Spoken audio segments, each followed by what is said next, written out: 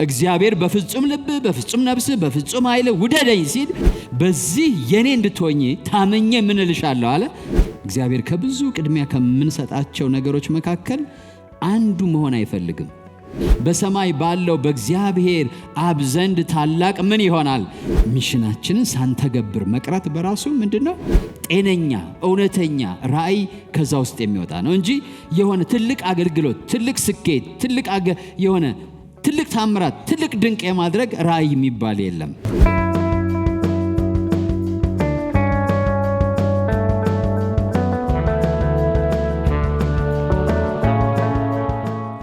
ክብር ለጌታ ይሁን። ሃሌሉያ ሃሌሉያ። በጌታ በኢየሱስ ስም ጸልየናል። ተቀመጡ። ጌታ ይባርካችሁ። እንደምን አላችሁ? የእግዚአብሔርን ቃል አብረን እንካፈላለን። ሰሞኑን እግዚአብሔር ያው በዚህ ወር ድንኳንሽን አስፊ ብሎ ተናግሮናል። እንደ ቤተ ክርስቲያን እንደ ግል ሊያሰፋን ደግሞ ሊያስፋፋን ፈልጓል። ጌታ ስሙ የተባረከ ይሁን። ከዛ አንጻር ጌታ የሚናገረንን እንሰማለን። የአሁን ርዕሴ ፍቅር ለእግዚአብሔር ራእይ ለዓለም የሚል ነው። ፍቅር ለእግዚአብሔር ራእይ ለዓለም። ዛሬ የቅባት ቀን ነው። የእግዚአብሔርን ጸጋ የምንካፈልበት ቀን ነው። ፍቅር ለእግዚአብሔር ራእይ ለዓለም። የእግዚአብሔር ቃል የሚያስተምራቸው ትልልቅ ቃሎች በአሁኑ ዘመን ማን ጠቅሳቸው አሉ። ለምሳሌ አንዱን በጠቅሰው ዮሐንስ በመልእክቱ ልጆች ሆይ ዓለምን አትውደዱ ይላል።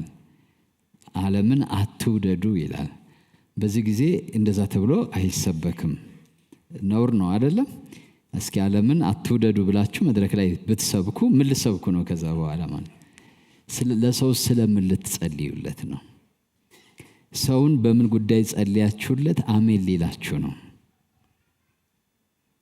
ዓለምን አትውደዱ ብላችሁ ከሰበካችሁ በኋላ ስለምንድን ነው የምትጸልዩት ማለት ነው? በኋላ ስለምንድን ነው እጅ የምትጭኑት? ስለምንድን ነው ትንቢት የምትናገሩት? እና በዓለም ያለውንም አትውደዱ ይላል። ከዛ ይቀጥልና በዓለም ያለው ስለ ገንዘብ ትምክህት አይደለም የሚለው። እግዚአብሔር መልካም አምላክ ነው። ግን ፍቅር ለእግዚአብሔር በሉ እስኪ። ራእይ ለዓለም የመጣውበት ዋናው ነገር ይሄ ነው። ፍቅር ለማን ነው መሆን ያለበት? እግዚአብሔር እንጂ ዓለምን መውደድ አይደለም። ዓለም ጌታ ኢየሱስ ዓለሙን ስለወደደ የሚለው ሰውን ለማለት ነው። ዓለሙን ሁሉ አይሁድ የሚባል አንድ ግሩፕ አለ። ዓለሙን ስለወደደ ልጁን ሰጥ አይደለም የሚለው። ስለዚህ ዓለም የሚለው ይሄን የምድሩን ማለት ሳይሆን ከአይሁድ ባለፈ ለማለት ለመግለጽ ነው። የድሮ ቋንቋ ዓለሙ ሁሉ ተከተለው ሲል ለብዙሃን ለማለት ነው። ጌታ ስሙ የተባረከ ይሁን። ግን ሊኖረን የሚገባው ለዓለም ፍቅር ሳይሆን ለዚህ ምድር ራእይ ነው የሚያስፈልገን። ጌታ ስሙ የተባረከ ይሁን። ለሚጠፋው ዓለም ምንድን ነው የሚያስፈልገን? ራእይ። ለእግዚአብሔር ምንድን ነው የሚያስፈልገን? ፍቅር። ጌታ ስሙ ይባረክ። ብዙ አማኞች በቅንነት እግዚአብሔርን እወደዋለሁ ይላሉ። በመዝሙር እንዘምረዋለን፣ በጸሎት እንናገረዋለን፣ በአንደበታችን እንመሰክረዋለን እንደምንወድ።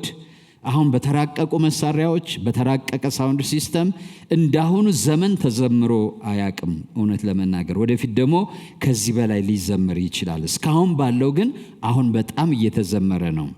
ነገር ግን ኢየሱስ ይበልጥ የሚጠይቀው ያ እግዚአብሔርን መውደድ የዘመርንለት በጸሎታችን የገለጥነው ባፋችን የመሰከርነው ያ ፍቅር በተግባር እንዴት እየተገለጠ ነው። እኔን መውደድህ ዘምረኸዋል፣ በጸሎትህ አሰምተኸኛል፣ ትመሰክረዋለህ ባፍህ፣ ግን በተግባር በሕይወትህ እንዴት እየተገለጠ ነው የሚል ጥያቄ ነው ጌታ ኢየሱስ አሁን በአካል ቢመጣ የሚጠይቀን፣ ዛሬም በመንፈስ ቅዱስ የሚጠይቀን ያን ነው። ለእግዚአብሔር ያለን ፍቅር መለኪያው ቃላቶቻችን፣ ስሜታችን፣ ሃይማኖታዊ እንቅስቃሴዎቻችን አይደሉም። ጌታችን መድኃኒታችን ኢየሱስ ክርስቶስ ምን እንዳለ ታስታውሳላችሁ? የሚወደኝ ቢኖር አለ ዮሐንስ ወንጌል ምዕራፍ 14 ቁጥር 21 ላይ የሚወደኝ ቢኖር ቃሌን ምን ይላል? ይጠብቃል። የሚወደኝ ቢኖር ቃሌን ይጠብቃል። ትእዛዜ በእርሱ ዘንድ ያለችው የሚጠብቃት የሚወደኝ እርሱ ነው። የሚጠብቃት የሚያደርጋት ሲልከንም ሄዳችሁ እያስተማራችኋችሁ የነገርኳቸውን እንዲያደርጉ ነው የሚለው። እንዲጠብቁ እያስተማራችኋቸው። ጌታ የሚወደኝ ብሎ የሚናገረው ባፉ ቃል እወድሃለሁ የሚለውን አይደለም።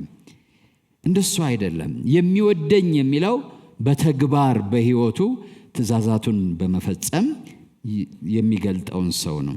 የፍቅር እውነተኛ ፈተና መልሱ የምንናገረው ሳይሆን የምንኖርበት ሕይወት ነው። የፍቅር ፈተና ብዙ ጊዜ በትዳር ብዙ ሰዎች የሚጎዱት በተለይ እህቶቻችን እወድሻለሁ በሚላቸው ወንድ ነው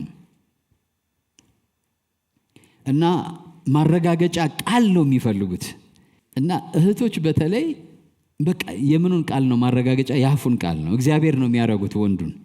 እግዚአብሔር ነው ያለውና ቃሉ አንድ የሆነ የተፈተነ አምላክ። ክብር ለጌታ ይሁን። ወንድየውን ግን ትወደኛለህ በይው፣ ችግር የለውም እወድሻለሁ፣ እንዲያውም ሞትልሻለሁ ይበል ተይው። ሲሞትልሽ ይው እሞታለሁ ምናምን ሲል አረ እንዳትሞት እኔ ያለሁ ሞት በይው። ከሞተም ያንቺ አይደለም ማለት ነው። ትሸኘዋለሽ። ያንቺ ከሆነ አይሞትም። እና እህቶች በቀላሉ ከዛ አነጋገሩን ሲናገር ነው የሚሉት። ሁሌ ብሰሟቸው አታስተውሉት ይሆናል። አንዲት እህት መታ ስለ አንድ ሰው ከነገረቻችሁ የምትነግራችሁ ያየችውን ሳይሆን የሰማችውን ነው። አለው ካለች አላየችም፣ ሰምታለች። አድርጓል ካለች አላየችም፣ አድርጌያለሁ ብሏታል። አንደኛ ነው ካለች አላየችም፣ አንደኛ ሲወጣ አንደኛ ወጥቻለሁ ብሏታል። ኧረ ምን በሽታ ነው? እኔ እኮ እንዲህም ተናግሬ አይፈወሱም። እንዲያው ዝም ብዬ ነው የምደክመው። በእውነት እንዲህም እኮ ብዬ ምንም ጥቅም የለውም ራሱ በዚህ ጉዳይ እኔ እንጃ። እጅ መጫን ይሁን እንዲያው አምላክ በቸርነቱ ይጠብቃችሁ፣ ከሚሆነው ሰው ጋር ያገናኛችሁ ነው እንጂ እሷ ምንድን ነው የምትፈልገው? ማድመጥ ነው የምትፈልገው። ማድመጥ ነው የምትፈልገው። ማየት የእሷ ዋና ግን ብትቀይሪው ትፈወሻለሽ። ማየት ጀምሪ። ማየት ስትጀምሪ ማለት ምንድን ነው? አለኝ ሲል የት ነው ያለ? እስኪ እንሄድ፣ ሰርቲፊኬቱን አምጣው፣ ላይሰንሱን እስኪ አምጣው፣ እንትና ጋ ነው አስይዤው፣ መቼ ነው የሚለቀቀው?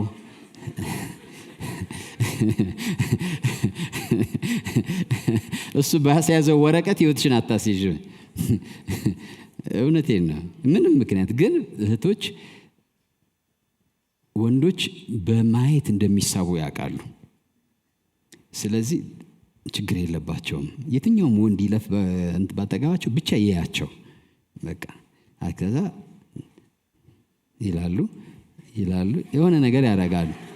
ሰው እያለፈ ዝም ብላችሁ ብቻቸውን ሲሄዱና ሰው አካባቢ ሲያልፉ እህቶችን ቪዲዮ ብትቀርጿቸው በደንብ የትኛውም እህት ማለት ነው ታገኟታላችሁ። እና በጣም ገርሞ እያሰላሰልኩት ነው የሄድኩት።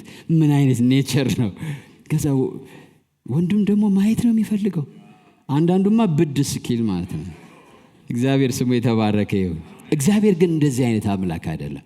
ጌታ ኢየሱስ ጴጥሮስን ጠየቀው። ታስታውሳላችሁ፣ ዮሐንስ ወንጌል ላይ አለ አይደለም? በኋላ መጣበታለሁ። ትወደኛለህን አለው።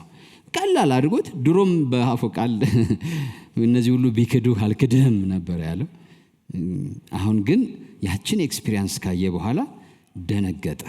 መጀመሪያ ሞከረ፣ እወድሃለሁ እንደወድ ታውቃለህ ምናምን። ከዛ ግን 3ኛ ጊዜ ሲጠይቀው ቢያቀኝ ነው አለ። በቃ እኔም ራሴን አላውቅም፣ እሱ ግን የሆነ ነገር ቢያቅ ነው አለና እንድወድህ አንተ ታውቃለህ አለ። እና በተግባር ነው የጠየቀው። የምትወደኝ ከሆነ እንግዲያውስ show me your love፣ እነዚህም በጎች ምን በል ጠብቅና አሳየኝ ፍቅርህን ነው ያለው።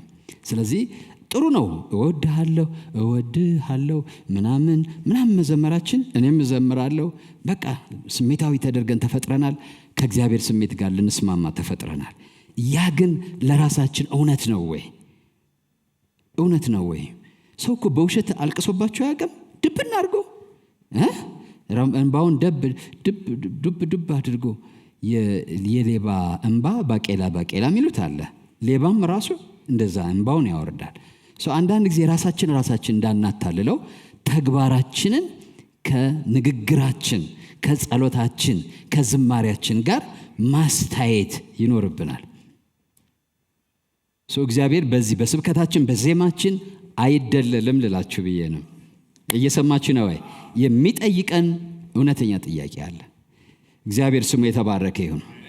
ዛሬ እግዚአብሔርን መውደድ 3 ታላላቅ እውነታዎች እንደሚያካትት እነግራቸዋለሁ። አንድ ደግሞ ማስጠንቀቂያን እንደሚይዝም አካፍላቸዋለሁ። አንደኛው ታላቅ ትእዛዝ ነው። 3 ታላላቅ ነገሮች አሉ። የጌታ ኢየሱስ ክርስቶስን ንግግር ስንመለከት ጌታ ኢየሱስ ደግሞ ሰሞኑን በተደጋጋሚ እንደምናገረው አምላክ በስጋ መገለጥ ማለት ነው። በስጋ ተገልጦ ነግሬያችኋለሁ ያለው ማለት ነው። እና አንደኛው ታላቅ ትእዛዝ ነው፣ the great commandment፣ ታላቅ ትእዛዝ ኢየሱስ የሰጠን ማለት ነው። ሁለተኛው ታላቁ ተልእኮ ነው፣ ሁላችን የምናውቀው the great commission። ሶስተኛው ደግሞ ታላቅ መሰጠት ነው፣ the great commitment። አራተኛ ወይም ማስጠንቀቂያው ግን ምንድነው? ታላቁ ቸልተኝነት ነው። እና እነዚህ ነገሮች እንድናስብና ህይወታችን መስመር ውስጥ እንድናስገባ እግዚአብሔር ይፈልጋል። እግዚአብሔር እነዚህን 3 ታላላቅ ነገሮች በህይወታችን እንድንይዝ ከመጨረሻው ታላቅ አደጋ ደግሞ እንድንጠበቅ ያሳስበናል። ታላቁ ትእዛዝ ከሁሉ በላይ እግዚአብሔርን መውደድ ነው። ጌታ ስሙ ይባረክ።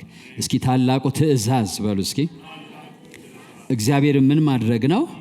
መውደድ ነው። እግዚአብሔር ማቴዎስ 22 ላይ ቁጥር 37 እስከ 38 አንድ ህግ አዋቂ የህግ ኤክስፐርት ወይም ዶክተር የሆነ ሰው ቀረበና ሊፈትነው ጌታ ኢየሱስን ጠየቀው።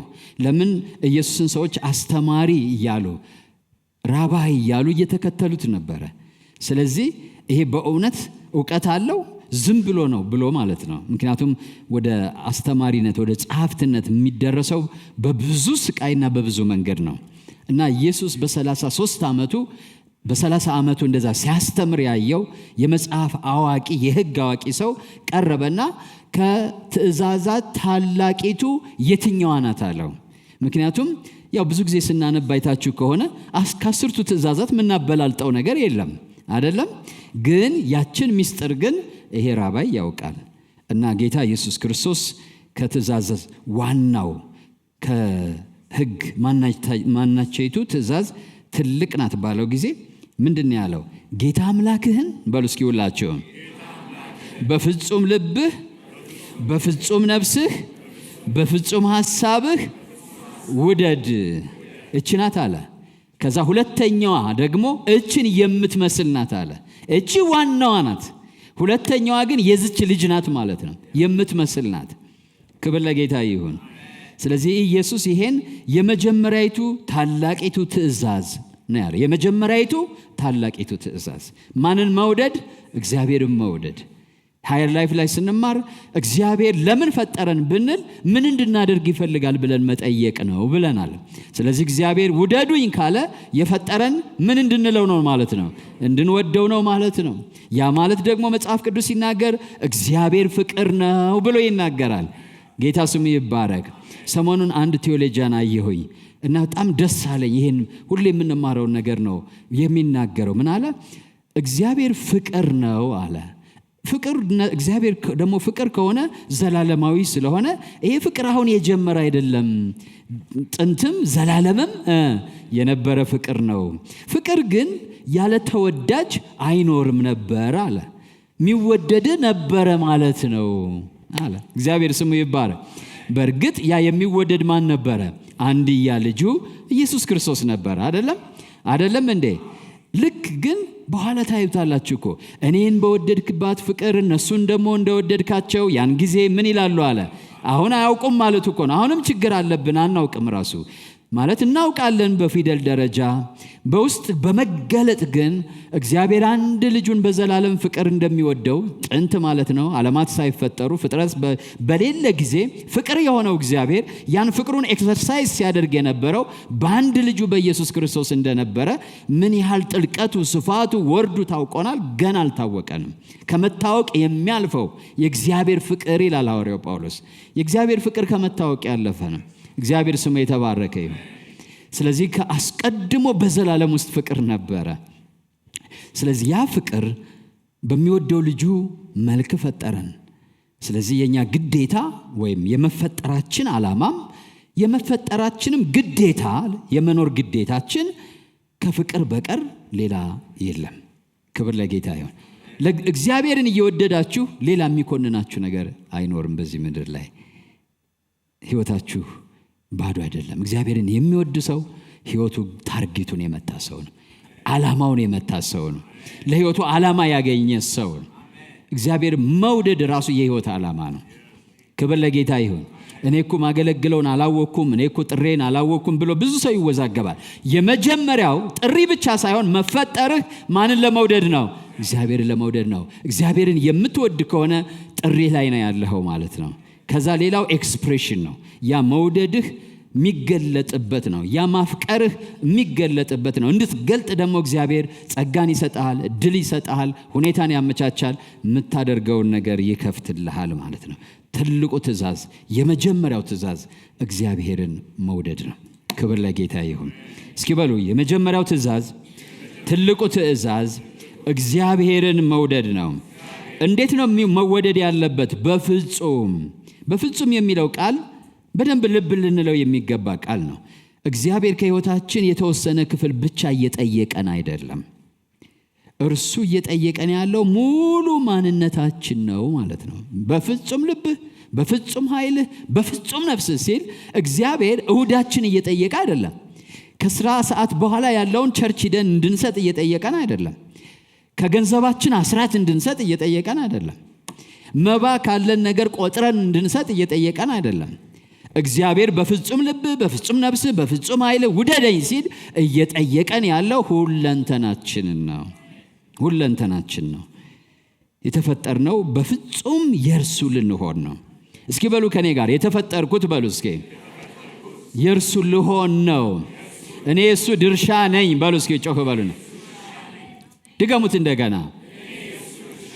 ራሱ ሰይጣን ያውቀዋል። ራሱ ድሮ የነበርንበት ጋር ሲሶውን ወስዶ ሌላውን ለእግዚአብሔር ለራሱ አስቀረ ብለው ይናገራሉ። ያው እዚህ በደንብ መጥቀሱ አግባብ ስላልሆነ እንጂ እነዚህ ጌታን በደንብ የማያውቁ ሰይጣን በወደቀ ጊዜ ሲሶውን ሰጠው ለሰይጣን፣ ከዛ ሌላውን ግን ለራሱ አደረገ ይላሉ እና ሳያውቁት በዛ ያምናሉ።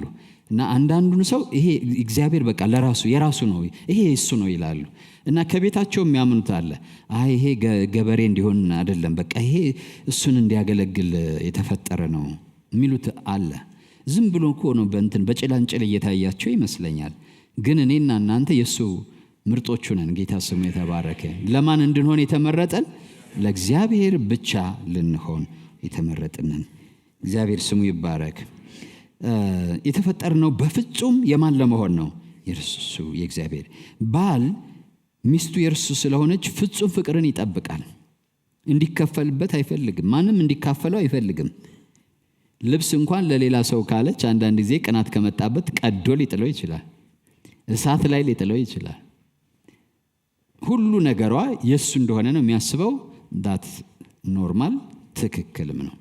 ትንቢተ ሆሴዕ 2 ላይ ቁጥር 21 ላይ እንደዚህ ይላል፣ ለዘላለም ዋው እንዴት እንደምወደው ይሄን ቃል፣ ለእኔ እንድትሆኚ አጭሻለሁ፣ በጽድቅና በፍርድ በምሕረትና በርኅራኄ አጭሻለሁ፣ ለእኔም እንደምትሆኚ በመታመን አጭሻለሁ ይላል። እስራኤልን ነው እንደዚህ የሚናገረው። እስራኤል ደግሞ ምሳሌ ነች፣ የመጀመሪያ ነች፣ ምልክት ነች፣ ታይፕ ነች። አያችሁ አምላክ ነው እንደዚህ የሚለው። ለዘላለም ለማን እንድትሆኝ ነው የሚለው? ለእኔ እንድትሆኝ አጭሻለሁ። በጽድቅና በፍርድ በምሕረትና በርኅራሄ አጭሻለሁ። ይሄ ፍርድ፣ ምሕረት፣ ርኅራሄ የሚለው መስቀሉን ነው የሚያሳያችሁ። መስቀሉ ይሄ ሁሉ ያለበት ነው። ፍርድ አለበት። ምን አለበት? ፍርድ አለበት። ጽድቅ አለበት። ከዛስ ምን አለበት? ርኅራሄ እና ምን አለ? ምሕረት። የኢየሱስ ደም ነው ይሄ የታጨነበት፣ ፍርድ ያለበት፣ ጽድቅ ያለበት። ኢየሱስ የሞተው ስለ ፍርድና ስለ ምንድን ነው? ስለ ጽድቅ ነው። የሞተው ደግሞ በርኅራሄና በምንድን ነው? በምሕረት ነው። በዚህ የኔ እንድትሆኚ ታመኘ ምን እልሻለሁ አለ?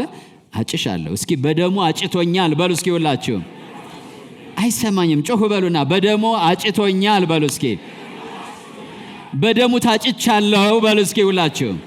የማን ለመሆን? የእሱ ብቻ ለመሆን። የኔ እንድትሆኚ ነው በዚህ ማጭሽ አለ። ለእኔ እንድትሆኚ በመታመን አያችሁ። ኢየሱስ ደሙን ሲያፈስ እግዚአብሔር አምላክ በኢየሱስ ክርስቶስ ደም በተገባ ኪዳን የእሱ ብቻ እንደምንሆን አምኗል። እኛም ማመን አለብን። ደግሞ የሚሆነው እሱ ነው። ጌታ ይመስገን። አሜን ነው። ስለዚህ በፍጹም ልብህ ውደደው ይላል። ልብ ስለ ፍቅር ስሜት የሚናገር ነው። ፍላጎትና መሻትን ይናገራል። በፍጹም መሻትህ፣ በፍጹም ፍላጎትህ፣ በፍጹም ዲዛይርህ እኔን ውደደኝ። እግዚአብሔር ከሁሉ የላቀ ውድ ሀብታችን እንዲሆን ይፈልጋል። ውዳችን እንዲሆን ይፈልጋል። ዳዊት እንዲህ ሲል ይናገራል። አዲሱ መደበኛ ትርጉም ነው ማነበው። ዳዊት ከኔ ጋር ናችሁ? መዝሙር 73 ቁጥር 25 ላይ በሰማይ ካንተ በቀር ማን አለኝ? በምድርም ካንተ ሌላ የምሻው የለኝም ይላል ዳዊት። በሰማይ ካንተ በቀር ማን አለኝ? በቃ የዳዊት ጉጉትና ናፍቆት ምድር ላይም ሰማይም ላይ ማን ነው? እግዚአብሔር ነው። ሃሌሉያ። ማን ነው ናፍቆቱ? አግኝቶታል። የህይወቱን ዓላማ አግኝቶታል። አያችሁ፣ ዳዊት እኮ ይሳሳታል፣ ይወድቃል፣ ያበላሻል። ግን የህይወቱን ዓላማ አግኝቶታል። የህይወቱን ዓላማ አግኝቶታል። በሰማይ ይኸውላችሁ፣ አንዳንዱ ገሃነምን ፈርቶ ነው ወደ እግዚአብሔር። እኔ መጀመሪያ የፈረጠጥኩት ገሃነምን ፈርቼ ነው። እሺ ኦኬ፣ መጀመሪያ እሺ ይሁን። አሁን ግን እግዚአብሔርን መውደድ ይኖርብናል ወገኖቼ። ማንን መውደድ ይኖርብናል? እግዚአብሔርን መውደድ ይኖርብናል። እኛም ሂደን ስንሰብክ ገሃነም እንዳትገባ ነው የምንለው። ችግር የለው ምን በለው። ነገር ግን ዋናው ከዛስ ካሁን በፊት ነግሬያቸዋለሁ። እኛ አሰባበካችን ከገሃነም አምልጥ መንግሥተ ሰማያት ግባ ነው። እግዚአብሔር እዚህ ውስጥ የለም። የእግዚአብሔር ፍቅር እዚህ ውስጥ የለም። እና ዳዊት ግን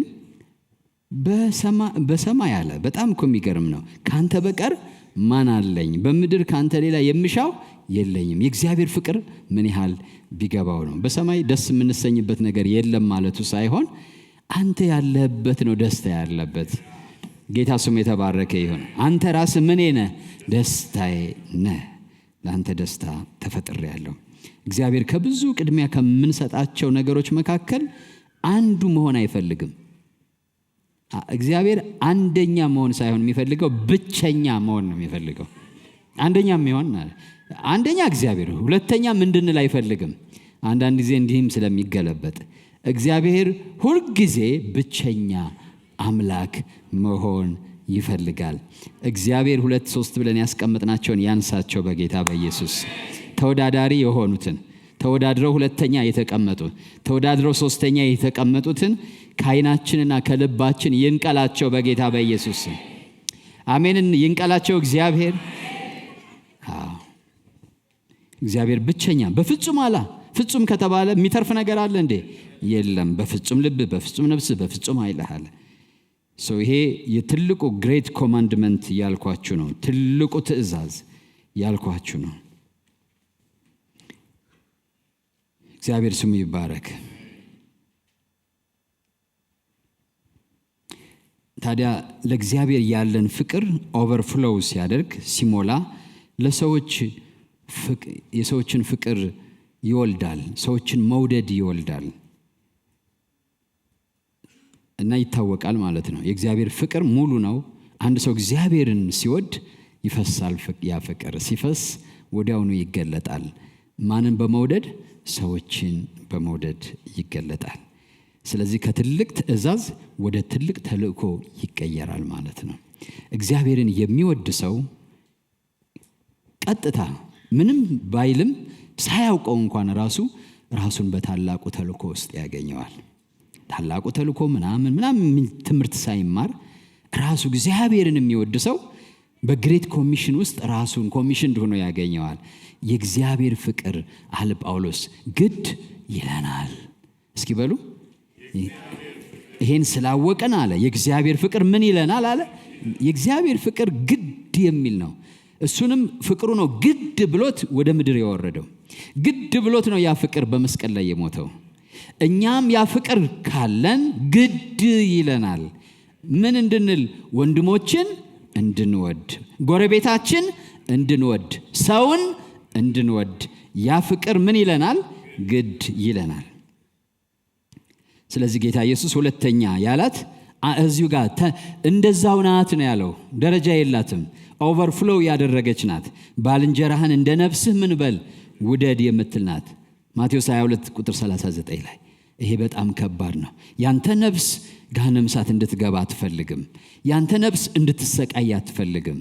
ታዲያ ባልንጀራህንም እንደ ራስህ ነፍስ አድርገህ ውደድ አለ። ጌታ ይመስገን። ዛሬ ከዚህ ቤት በዚህ ፍቅር ታጥቃችሁ ውጡ በኢየሱስ ስም። ይሄ ፍቅር ይውረሰን። ይሄ ፍቅር ይግዛን። ዮሐንስ በመልእክቱ አንደኛ ዮሐንስ ምዕራፍ 4 ቁጥር 20 ላይ ማንም እግዚአብሔርን እወዳለሁ እያለ ወንድሙን ቢጠላ ሐሰተኛ ነው። በሉ እስኪ እግዚአብሔርን እወዳለሁ እያለ እየዘመረ እየሰበከ እየጸለየ እየመሰከረ ባፉ ወንድሙን የሚጠላ ምንድነው አለ? ነፍሰ ገዳይ ነው። ሐሰተኛ ነው። ሐሰተኛ ነው። ስለዚህ የሚናገረው ነገር ሁሉ ፍሩሽ ይሆናል። ስለ ወንድሙ መጥፋት ግድ የማይለው፣ ስለ ወንድሙ ነገር ግድ የማይለው፣ የሰው ፍቅር በውስጡ የሌለው፣ እግዚአብሔርን ግን እወዳለሁ ብሎ የሚጮህ ሰው ጌታ ኢየሱስ ምን አለ? እናንተን የሚገድል እግዚአብሔርን የሚወድ የሚመስልበት ጊዜ ይመጣል አለ። የተሳሳተ አቅጣጫውን የሳተ ነው። አቅጣጫውን የሳተ ነው። ስለዚህ በዚህ ዘመን ይሄ መስተካከል አለበት ወገኖቼ። እኔ በዓላማ ነው የምናገረው፣ የሚሰበክ ስለጠፋ አይደለም። ግን በዚህ ዘመን መስተካከል ያለበት ነገር ስለሆነ ነው። ስለዚህ ይሄ ወደ ምን ይመራናል? ወደ ታላቁ ትእዛዝ ማለት ወደ ታላቁ ተልእኮ። ታላቁ ትእዛዝ ወደ ምን ይመራናል? ወደ ታላቁ ተልእኮ ይመራናል። ጌታ ኢየሱስ እንደዛ ትወደኛለህ። ከዛ ወደ ታላቁ ተልእኮ መራው። በጎችን ጠብቅ፣ ግልገሎችን አሰማራ። ክብር ለስሙ ይሁን። ባለፈው ሳምንት ስለምን ነበር የተማርነው? ስለ ሪዋርድ አይደለም? በሁለቱ እና አንደኛው ላይ የተማርነው 5 አክሊሎች የሚል ነበር አይደለም? እነዛን አክሊሎች ዝም ብላችሁ ብታያቸው 3ቱ የመጀመሪያውን ታላቁን ትእዛዝ የታላቁ ትእዛዝ የመጀመሪያ የሚያሳዩ ናቸው። ወደ ላይ ወደ እግዚአብሔር የሚያመለክቱ ናቸው። 2ቱ ደግሞ ወደ ጎን ወደ ወንድማችን የሚያመለክቱ ናቸው። የደስታ አክሊልና የክብር አክሊል። የደስታ አክሊል ለሰዎች ወንጌል ስለሰበክን፣ በክርስቶስ ስላጸናናቸው፣ ስላስተማርናቸው እግዚአብሔር ደስ ብሎት የሚሰጠን የዘላለም ደስታ ነው። የዘላለም ደስታ ነው። እንግዲህ እኛ አናውቀውም። አክሊል ነው፣ ክብር ነው። የደስታ አክሊል የተባለ አንድ ሰው ወደ ጌታ ሲመጣ፣ በጌታ ሲጸና እግዚአብሔር አብ የሚሰማው ደስታ አለ አይደለ? ስታስደስተው የኖርከውን ሰው እግዚአብሔር በዘላለም ምን ይሰጣል ማለት ነው? የደስታ አክሊል። ጌታን የምትቀበሉ ጌታን ተቀበል ስንል ሁል ጊዜ ሰዎች ጌታን ሄዳችሁ መስክራችሁ ጌታን ሲቀበሉላችሁ በሰማይ ባለው በእግዚአብሔር አብ ዘንድ ታላቅ ምን ይሆናል? ደስታ ይሆናል። ከዛ ለዚህ ሰው ምን ይሰጠዋል? የደስታ አክሊል ይሰጠዋል። እግዚአብሔር ስሙ ይባረክ። ከዛ መንጋውን ለሚጠብቅለት፣ ቤተ ክርስቲያን ለሚጠብቅለት፣ እረኛ፣ መጋቢ፣ ሽማግሌ ደግሞ እግዚአብሔር አምላክ የእረኞች አለቃ የሆነው ጌታ ኢየሱስ በሚገለጥ ጊዜ የምንን አክሊል ይሰጠዋል ይላል? የክብር አክሊል ይሰጠዋል። ተዋርዶ ነው የሚያገለግለው። ዝቅ ብሎ ነው የሚያገለግለው። የበጎችን ስቃይ ተሸክሞ ነው የሚያገለግለው። የቤተ ክርስቲያን ሽማግሌ፣ የቤተ ክርስቲያን ፓስተር፣ መሪ መሆን ማለት ነቢይ መሆን ማለት አይደለም። በጣም ፔንፉል ነው። የብዙ ሰዎች ህመም፣ የብዙ ሰዎች ስቃይ ነው በልባቸው ውስጥ በእነዚህ አገልጋዮች ላይ ይቆስላል ሰውነታቸው። መከራውን ይጋሩታል። የጌታ ኢየሱስን ይሰደባሉ፣ ይነቀፋሉ፣ ይጠላሉ፣ አንዳንዴ አፕሪሼት ይደረጋሉ። ግን ነፍሱን ቤዛ አድርጎ ለሰጣት ለቤተ ክርስቲያን ህይወታቸውን ሰጥተው የሚያገለግሉ ጎሽም ባይባሉ በዚህ ምድር ላይ የእረኞች አለቃ ጌታ ኢየሱስ በተገለጠ ጊዜ የምን አክሊል ይሰጣቸዋል አልኳቸው። ስለዚህ ይሄ ሁለቱ አክሊል ከሰው ጋር ባለን ግንኙነት፣ ለሰው ባደረግነው ነገር በዘላለሙ ማለት ነው የሚሰጠን ነው። ክብር ለጌታ ይሁን። ሌሎቹ ምንድናቸው? የጽድቅ አክሊል መገለጡን ስንጠባበቅ ይሄ እሱን መውደድ ላይ የሚመጣ ነው። ሌላው የምን አክሊል ነው ታስታውሳላችሁ? የማይጠፋ አክሊል ማለት የእግዚአብሔርን ፍቅር አስቀድመን የሚጠፋውን ዓለም ትተን ራሳችን እግዚአብሔርን ስንወድ ማለት ነው። ሳንለውጥ የእግዚአብሔርን ፍቅር በሚጠፋ ነገር፣ የእግዚአብሔርን ክብር በሚጠፋ ነገር፣ ኮራፕተብል በሆነ ነገር ሳንቀይር እነዛ የሚጠፋውን ሊያገኙ ነው፣ እኛ ግን የማይጠፋውን ይላል። ራሳችን ዲሲፕሊን አድርገን ለእግዚአብሔር ስንጠብቅ የሚሰጠን ነው። ስለዚህ ሶስቱ አክሊሎች ወደ እግዚአብሔር ወደ ላይ የሚያመለክቱ ናቸው፣ ቨርቲካል ናቸው። ሁለቱ ደግሞ አክሊሎች ሆሪዞንታል ናቸው። እግዚአብሔር ስሙ ይባረክ። ታላቁ ተልእኮ ይሄን ነው የሚያመለክተው። ከታላቁ ትእዛዝ የተወለደ ነው። እግዚአብሔር ስሙ ይባረክ። ስለዚህ ለእግዚአብሔር ያለ ፍቅር ለሰዎች የሚሆን ራእይና ርኅራሄን ይወልዳል፣ ይፈጥራል።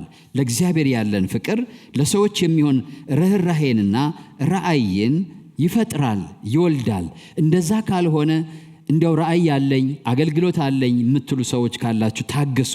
እግዚአብሔር አስቀድሞ የሰው ፍቅር ይሙላችሁ። አስቀድሞ በሰው ፍቅር ውስጣችሁን ይሙላው። በቃ ልታበላሹ ትችላላችሁ ወይ ምናምን፣ ብቻ ግን አስቀድሞ መውደድን እግዚአብሔር በልባችሁ ውስጥ ይጨምር። ከሱ ነው ራእይ የሚወለደው። ጤነኛ እውነተኛ ራእይ ከዛ ውስጥ የሚወጣ ነው እንጂ የሆነ ትልቅ አገልግሎት፣ ትልቅ ስኬት፣ የሆነ ትልቅ ታምራት፣ ትልቅ ድንቅ የማድረግ ራእይ የሚባል የለም። የእግዚአብሔር ራእይ ሰዎች ናቸው። እግዚአብሔር ስሙ ይባረክ። ስለዚህ ለእግዚአብሔር ያለ ፍቅር ለሰዎች የሚሆንን ራእይ ይወልዳል። ያም ወደ ታላቁ ተልእኮ ይመራናል። ታላቁ ተልእኮ ፍቅር በተግባር ማለት ነው ባጭሩ ሲገለጥ ማቴዎስ 28 ከ19 እስከ 20 ያለው ማለት ነው። ፍቅር ስሜት ብቻ አይደለም። ፍቅር ይንቀሳቀሳል፣ ፍቅር ይዘረጋል፣ ፍቅር ይሰዋል፣ ፍቅር ያገለግላል። ወንጌልን መመስከር የፍቅር ተግባር ነው። አዎ፣ ምክንያቱም የሆኑ ሰዎች ወደ ገሃነም እየወረዱ ነው። የሆኑ ሰዎች ወደ ዘላለም ጥፋት እየሄዱ ነው። እግዚአብሔርን እወዳለሁ የሚል ሰው ሰዎች ሲጠፉ እያየ ዝም ሊል አይችልም። አንድ ሰው መድኃኒት በእጁ ይዞ ያን መድኃኒት ባያገኝ ከፊቱ ያለው ሰው የሚሞት ቢሆን እና ይዞት ዝም ቢል ጨካኝ ነው ይሄ ሰውዬ። ግን በየዕለቱ ባጠገባችን በዙሪያችን ያሉ ሰዎች እየሞቱ ያሉ ሰዎች፣ እስከ ኃጢአታቸው ያሉ ሰዎች፣ እስከ ፍርድ ያሉ ሰዎች መድኃኒት እኛ ጋር አለ። ኢየሱስ ክርስቶስ የሚባል እኛን ያዳነን ፍቱን መድኃኒት፣ የተፈተነ መድኃኒት በሉ እስኪ። እንደሚያድን የተረጋገጠ ነው አይደለም? አለ፣ አንተ ጋር አለ፣ እኔ ጋር አለ፣ አንቺ ጋር አለ። ጌታ ስሙ የተባረከ ይሁን። ግን በእኔ ፊት የሚመላለሰው በየቀኑ መስሪያ ቤቴ ውስጥ፣ በየቀኑ ጎረቤቴ፣ በየቀኑ አብሮኝ የሚኖር ሰላም ምለው ምደውልለት ግን ይህን መድኃኒት አላገኝም። ወደ ሞት እየተነዳ ነው ያለው። ወደ ሞት የሚነዱትን ታደግ ይላል መጽሐፈ ምሳሌ ላይ። ወደ ሞት የሚነዱትን ታደግ። ስለዚህ እውነተኛ ፍቅር ስሜት ብቻ ሳይሆን እነዚህን ወደ ሞት የሚነዱትን የሚታደግ ፍቅር ነው። እግዚአብሔር ይመስገን። የሰው ልጅ ሁሉ ትልቅ ፍላጎት ከእግዚአብሔር ጋር መታረቅ ነው። በሽታቸው ከእግዚአብሔር ጋር ጥል ነው። ስለዚህ ትልቁ የፍቅር ተግባር ክርስቶስን ለሰዎች ማስተዋወቅ ነው። እኛ ሁል ጊዜ ከፍለን የምንናገራት ነገር አለች። ማንም በክርስቶስ ቢሆን አዲስ ፍጥረት ነው፣ አሮጌው ነገር አልፏል። ይሄም የሆነው ከራሱ ጋር በልጁ በኢየሱስ ክርስቶስ ካስታረቀን የማስታረቅንም አገልግሎት ከሰጠን። እችን እንዘላታለን። አስታረቀን ከአባቱ ጋር ብቻ አይደለም፣ ከዛስ የማስታረቅንም አገልግሎት ምን አደረገን? ሰጠን። ከዛ ጳውሎስ ምን ይላል? ከእግዚአብሔር ጋር ታረቁ ብለን እንለምናችኋለን። ለምናችሁ ታውቃላችሁ ወገኖቼ? ከእግዚአብሔር ጋር ታረቅ ብላችሁ ሃይማኖታችን አናስተዋውቅም ሚለው ከእግዚአብሔር ጋር ታረቁ ብለን እንጮኻለን፣ እንለምናለን። ለምን? እግዚአብሔር ይሄን የማስታረቅ አገልግሎት በእኛ ምን አደረገ? አኖረ፣ ሰጠን። ስለዚህ አንተ ጋር የማስታረቅ አገልግሎት አለ፣ ሰውንና እግዚአብሔርና። ለዛውም ክብር ለጌታ ይሁን። እስኪ ያስቡት በሉ እስኪ እኔ ጋር በሉ እስኪ አዲስ ፍጥረት የሆናችሁ እጃችሁን አንሱልኝ። ማንም በክርስቶስ ቢሆን አሮጌው ነገር እነሆ ሁሉም ይሄም የሆነው እግዚአብሔር ነው። እናስ የማስታረቅንም አገልግሎት ሰጠን ማለት በክርስቶስ ሆኖ ዓለሙን እግዚአብሔር ከራሱ ጋር ያስታርቅ ነበር ካለ በኋላ የማስታረቅንም አገልግሎት ምን አደረገን? ለእኛ ሰጠን። ክብር ለጌታ ይሁን። እያንዳንዳችን ውስጥ የማስታረቅ አገልግሎት አለ። በሉ እስኪ እኔ አስታራቂ ነኝ በሉ እስኪ። ድገሙት፣ ጮክ በሉና። ከማን ጋር ነው የምናስታርቀው? ከእግዚአብሔር ጋር። በምን? በምህረት ወንጌል። ምህረትን አውጀን፣ የእግዚአብሔርን ፍቅር አውጀን፣ ሄደን አካፍለን። ሃይማኖታችን ድርጅታችን አይደለም። ይሄን ከሰማይ ሰማያት የወረደላቸውን የሞተላቸውን የወደዳቸውን እግዚአብሔር ስሙ ይባረክ። በፍርድና በጽድቅ በምህረትና በርህራሄ ለእኔ እንድትሆኝ ምን እልሻለሁ አለ? አጭሻለሁ። ያን ጌታ አስተዋውቀን፣ ጌታ ስሙ ይባረክ። ከእግዚአብሔር ጋር ምን እንላቸዋለን? እናስታርቃቸዋለን። ይሄ የማስታረቅ አገልግሎት ለአዲሱ ፍጥረት ሁሉ የተሰጠ አገልግሎት ነው። ለፓስተር የተሰጠ አይደለም፣ ለነቢይ የተሰጠ አይደለም። እዚህ ጋር ማንም በክርስቶስ ቢሆን ምንድነው ነው የሚለው? ከዛ በኋላ ነው እኛ ብሎ የተናገረው። ይሄን የማስታረቅ አገልግሎት እግዚአብሔር ለእኛ ምን አደረገን? ሰጠን። ለነማን? ዳግመኛ ለተወለድ ነው አዲስ ፍጥረት ይሆን እኛ ሁላችን በውስጣችን የማስታረቅን ቃል እግዚአብሔር አስቀምጧል። እኔ ውስጥ ያለው አንተ ውስጥ ያለው መለኮታዊ ቃል ነው፣ ያስታርቃል። ጌታ ስሙ ይባረክ። ሃሌሉያ። ታምናላችሁ? ይሄን ብዙዎች ይታረቃሉ በእናንተ ምክንያት። ጌታ ስሙ ይባረክ። ሃሌሉያ ሃሌሉያ። ወደ ሶስተኛው ስንሄድ ታላቅ መሰጠት ነው። የእግዚአብሔር ፍቅር ደግሞ ቀጥሎ ወደ ተግባር ያነሳሳል። ዮሐንስ 3:16 በእርሱ የሚያምን ሁሉ የዘላለም ሕይወት እንዲኖረው እንጂ እንዳይጠፋ እግዚአብሔር አንድያ ልጁን እስኪሰጥ ድረስ ዓለሙን እንዲሁ ወዷል ይላል። ልብ በሉ፣ እግዚአብሔር ወደደ፣ ከዚያስ ሰጠ ይላል። ፍቅር ሁል ጊዜ ወደ መስዋዕትነት ይመራል። ፍቅር ሁል ጊዜ ይንቀሳቀሳል፣ ሙቭ ያደርጋል። ፍቅር ሁል ጊዜ ዋጋ ይከፍላል። ፍቅር ሁል ጊዜ መስዋዕትነት ይከፍላል። ፍቅር ባፍ አያቆምም። እግዚአብሔር አስቡት፣ ከሰማይ ሆኖ ልጆች ምድር ላይ ያላችሁ ወድጃቸዋለሁ ብሎ ዝም ቢል ኖሮ ለሕይወታችን መፍትሄ ይመጣ ነበር? አይመጣም። ግን ወረደ። እግዚአብሔር ስሙ የተባረከ ይሁን። መስቀል ትልቁ የእግዚአብሔር ፍቅር ማሳያ እንደሆነ ሁላችን እናውቃለን። እግዚአብሔር ፍቅሩን ከሰማይ ሆኖ እንዳልኳችሁ በቃል ብቻ አላወጀም፣ ልጁን ሰደደ። ኢየሱስ ስለ ደህንነት ዝም ብሎ አልተናገረም፣ ስለ ኃጢአተኞች ሞተ። ስለዚህ እኔና እናንተ የእግዚአብሔር ፍቅር ልባችንን ይሙላው በኢየሱስ ስም። ትኩረት እናድርግ፣ ስናደርግ ይሞላል። ስለዚህ ሶስተኛው ይሄ ነው እንግዲህ እውነተኛ ፍቅር እውነተኛ ቁርጠኝነትን መሰጠትን ይወልዳል። ለዛ ነው እግዚአብሔር ጌታ ኢየሱስ ክርስቶስ ለኤፌሶን ቤተክርስቲያን አይደለ ያለው የመጀመሪያውን ፍቅርህን ትተሃል፣ እንግዲህ ከወዴት እንደወደቅ ተመልከት አለው። የመጀመሪያ ፍቅርህን ትተሃል አለው። እግዚአብሔር ያን ፍቅር ሁል ጊዜ ከኛ ይፈልጋል። መጣል የለብንም። የእግዚአብሔርን ፍቅር ከሚሻሙብን ነገሮች፣ ንግግሮች፣ ስሜቶች ስልጡን የሚመስሉ ወጣቶች በተለይ ስልጡን መስለው ወደ ህይወታችን ዘልቀው ከሚገቡና አእምሯችንና ልባችን ከሚወርሱን ነገሮች ራሳችን መጠበቅ ይኖርብናል። የእግዚአብሔር ፍቅር ወደ ቁርጠኝነት ያመጣናል። እስኪ በሉ ጮህ በሉና ማገልገል አይከብደንም። ራሳችን መስጠት አይከብደንም። ስንወድ ራሳችን ለምንወደው መስጠት አይከብደንም። ብዙዎች ቸርች ውስጥ አያገለግሉም። አሁን እየመዘገብን ነው፣ ግን ሁላችሁ ማገልገል አለባችሁ። ሁላችሁ ቤተክርስቲያንም ሁላችሁን ማሰማራት አለባት። አገልግሉት፣ ጌታን አገልግሉት፣ የምትወዱትን ጌታ ባላችሁ በማናቸውም ነገር ማለት ነው። በማናቸውም ነገር ፍቅር ሲኖር እንጸልያለን፣ እናገለግላለን፣ እንሰጣለን፣ ወንጌል እንመሰክራለን፣ ሌሎችን ደቀ መዛሙርት እናደርጋለን፣ ሕይወታችን በእግዚአብሔር መንግሥት ላይ እናውላለን። ህመሙ አይሰማንም። እግዚአብሔር ስሙ የተባረከ ይሁን። ይሄን ታላቁስ ኃጢአት ምንድን ነው? ወይም ደግሞ ግሬት ኦሚሽን ማለት ተልኮን መዘናጋት፣ ዓላማን መሳት ማለት ነው። ወይም ደግሞ ማድረግ የሚገባንን ያለ ማድረግ ኃጢአት። አንዳንዴ ማድረግ የሚገባንን ያለ ማድረግ ኃጢአት አለ። ሌላ ጊዜ ደግሞ ማድረግ የማይገባንን የማድረግ ኃጢአት አለ። ሁለት አይነት ኃጢአት ነው ያለው። በእንግሊዘኛው ጥሩ ነው ሲጸለይ፣ በእኛ በአማርኛችን ብዙ ጥሩ አይደለም። አውቀን በድፍረት ሳናውቅ በስህተት የሚሉት ቃል በደንብ አይገልጸውም። አውቀን በድፍረት ሳናውቅ በስህተት። አውቀን ማለት ማድረግ ሲገባን ሳናደርግ የቀረ ነው ለማለት ነው። ኦሚሽን ነው እሱ። ሚሽናችንን ሳንተገብር መቅረት በራሱ ምንድነው?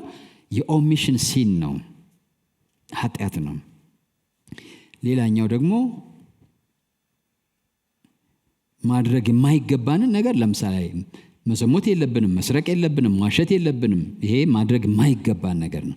ግን ሄደን መመስከር አለብን፣ መማለድ አለብን፣ ሰዎችን ደቀ መዛሙርት ማድረግ አለብን፣ ጌታ አምላካችን እግዚአብሔርን ማገልገል አለብን በሰጠን ነገር። ይሄን ማድረግ ሲገባን አለማድረግ ያለማድረግ ኃጢአት ይባላል። ምን አይነት ኃጢአት ይባላል? ያለማድረግ ኃጢአት ይባላል። ኃጢአት ደግሞ እንደምታውቁት ቅጣቱ ይለያይ እንጂ ኃጢአት ሳይቀጣ አይቀርም። ላስፈራራችሁ አይደለም፣ ያው የእግዚአብሔር ቃል የሚናገረው ነው።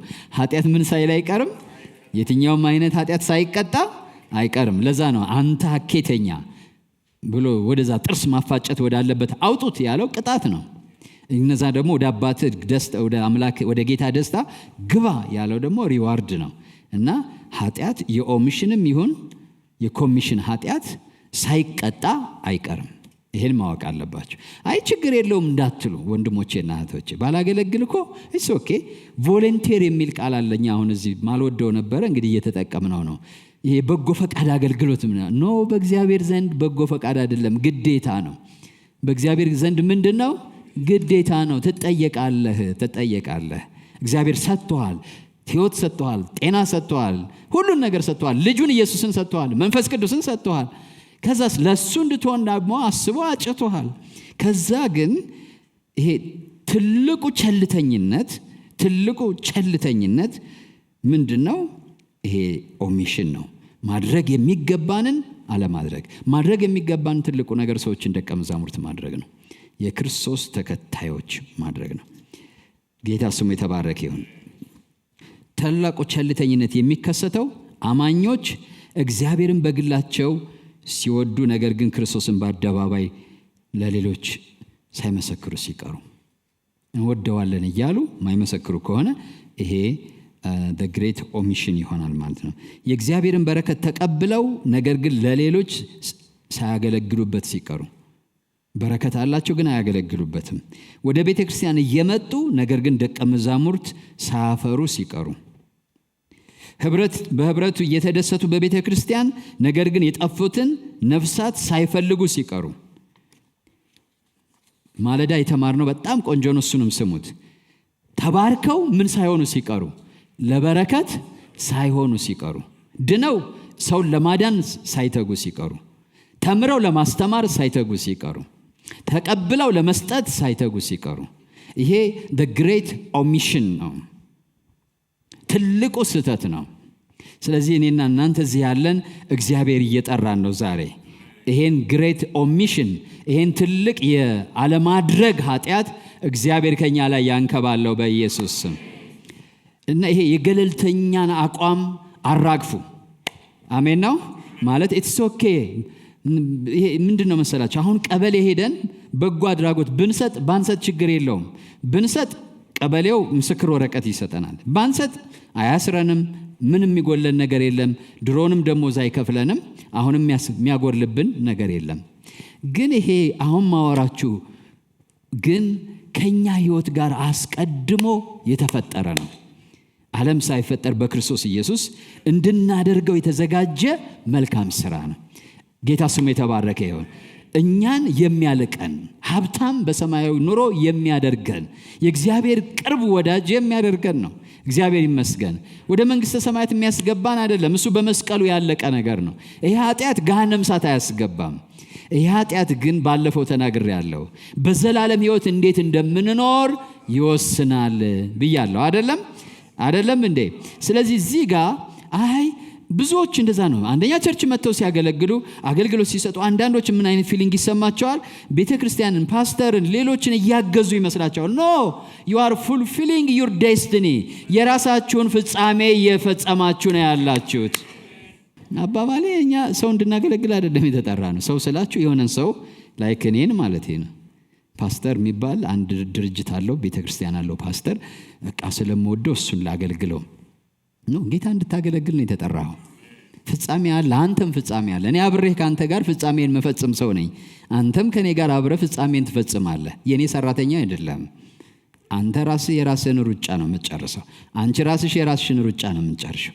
የሥራ ድርሻችን ግን ይለያያል። እኔ እንድመራ ተጠርቻለሁ፣ እናንተ ደግሞ የሆነ ነገር እንድትሰሩ ተጠርታችኋል እንጂ የኔ ቅጥረኛ የለም። እየሰማችሁ ነው? እኔም በወይኑ ቦታ የተቀጠርኩ ነኝ፣ እናንተም በወይኑ ቦታ የተቀጠራችሁ ናችሁ። ጌታ ሲመጣ ደግሞ ዋጋቸው ምን አደረጋቸው ይላል ማቴዎስ ወንጌል። እንደዛ ይላል። ጠዋት በ3 ሰዓት፣ ከዛ በ6 ሰዓት፣ ከዛ በ11 ሰዓት የተቀጠሩትን ሁሉ መጨረሻ ላይ በቀኑ መጨረሻ ሁሉንም ጠራና ለሁሉም ተመሳሳይ ዋጋ ምን አደረጋቸው ይላል ሰጣቸው ይላል። ሁሉም በየሰዓታቸው ዋጋቸውን ስለጨረሱ፣ አንዳንዶቹ ጥንት ዘመን ማለት ነው። ከዛ ሌሎቹ ደግሞ እንደ ሚድል፣ ከዛ ደግሞ አሁን የመጨረሻው ዘመን ላይ የሚኖሩ። ከዛ እንግዲህ የድሮ ዘመን ክርስትና ከባድ ነው አይደለም? እንደሱ ይመስላል። እንደኛ በፀሐዩ በምኑ አገልግለን ከነሱ ጋር እንዴት እኩል ዋጋ ትሰጠናል አሉት። እና በገንዘቤ እናንተ ምን አገባቸው አላቸው። ግን እዛ አንድ እውነት አለ። መጨረሻ ላይ ያገለገለ ሁሉ ምኑን ያገኛል? ጻድቃን ወይም ቅዱሳን ስራቸው ይከተላቸዋል። ክብር ለስሙ ይሁን። ተነሱና እንጸልያለን። ሃሌሉያ ሃሌሉያ ሃሌሉያ። እስኪ ታላቁ ትእዛዝ በሉ እስኪ። እግዚአብሔርን መውደድ ነው በሉ እስኪ። እግዚአብሔርን መውደድ ደግሞ ሰውን እንድወድ ያደርገኛል። ይሄ ደግሞ ወደ ታላቁ ተልእኮ ይመራኛል። ታላቁ ተልእኮ በሉ እስኪ። ታላቁ ተልእኮ እግዚአብሔር የሚወዳቸውን ከዘላለም ጥፋት መታደግ ነው። የእርሱ ደቀ መዛሙርት ማድረግ ነው። ታላቁ ቸልተኝነት ይሄን ተልእኮ መዘንጋት ነው። እስኪ የጌታ ነኝ የሚል ሰው እጁን ያሳየኝ። እኔ የጌታ ነኝ። እንጸልያለን። እግዚአብሔር ጸጋ እንዲሰጠን አሁን የምንጸልይበት ሰዓት ነው። ሃሌሉያ። ጌታ ኢየሱስን የግል አዳኛችሁ አድርጋችሁ ያልተቀበላችሁ ቀጥሎ ያለውን ጸሎት ከኔ ጋር በመጸለይ ወደ ሕይወታችሁ እንዲገባ አሮጌው ታሪካችሁ እንዲያቆም አዲስ ጅማሬ በሕይወታችሁ እንዲጀምር ማድረግ ትችላላችሁ። አሁን ይሄን አብረን እንጸልይ። እኔ የምለውን በማለት ኢየሱስን ወደ ሕይወታችሁ ጋብዙት። እግዚአብሔር አምላክ ሆይ ዛሬ ወደ አንተ ስለጠራኸኝ አመሰግንሃለሁ። እግዚአብሔር ሆይ እኔ ኃጢአተኛ ነኝ። ኃጢአቴን ይቅር በለኝ፣ መተላለፌን ደምስስልኝ። ክቡር በሆነው በልጅ በኢየሱስ ክርስቶስ ደም ከኃጢአቴ ሁሉ አንጻኝ። እግዚአብሔር ሆይ ዓለምን፣ ሰይጣንን፣ ሥራውን ክጃለሁ። ጌታ ኢየሱስ ክርስቶስን የሕይወቴ አዳኝና ጌታ አድርጌ ተቀብያለሁ። ኢየሱስ ክርስቶስ ከሙታን እንደተነሳ በልቤ አምናለሁ። ጌታም እንደሆነ በአፌ መሰክራለሁ። እግዚአብሔር ሆይ ስለ ተቀበልከኝ አመሰግንሃለሁ። አሁን ልጅህ ነኝ። ይህን ዕድል ስለሰጠኸኝ አመሰግንሃለሁ። አሜን፣ አሜን፣ አሜን።